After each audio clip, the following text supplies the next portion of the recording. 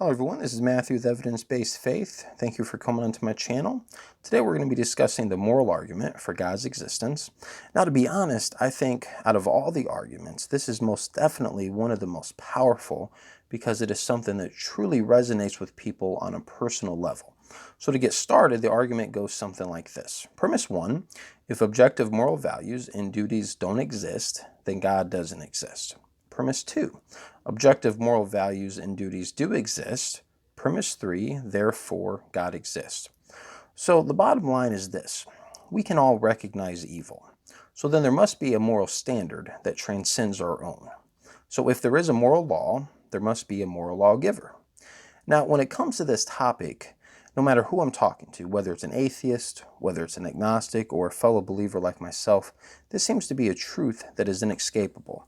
Because even atheists want to bring up the Old Testament and they want to talk about all the stuff in the Old Testament that God did that they truly felt was wrong or was evil or was something that a monster would do.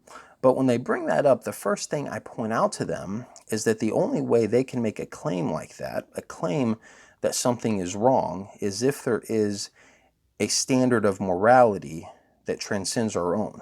Because of course, if everything is just based on opinion, if everything is purely subjective, then they have no justification whatsoever to make an absolute moral claim. And usually when I point that out, then they always want to backpedal and say, well, that's not exactly what I meant. You know, morality is subjective. These are just words that we've invented to communicate and blah, blah, blah. And they completely change their tone. And I think the reason why they change their tone is because, of course, they know that I'm right.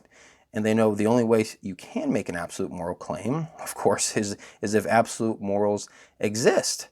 But if that's the case, that is certainly evidence that God exists. Because here's the options that we have. When it comes to morality, there's only a few ways that people tend to try to explain morality. Of course, one of the most common ways is evolution. You know, over time, we've just evolved, you know, to get better and all this other stuff. But the problem with that is, with evolution, you can't necessarily say that we're getting better because, again, that would indicate that there's a moral standard, okay? Now, you could say there's moral change, but if all we're talking about is moral change, we could get better, we could get worse. So that just doesn't quite do it to explain objective morality. And then, of course, the other option is culture. The problem with culture, though, of course, is that cultures are different. You know, some cultures think it's okay to kill your wives, depending on what the situation is. So neither one of those really do the job to explain objective morality.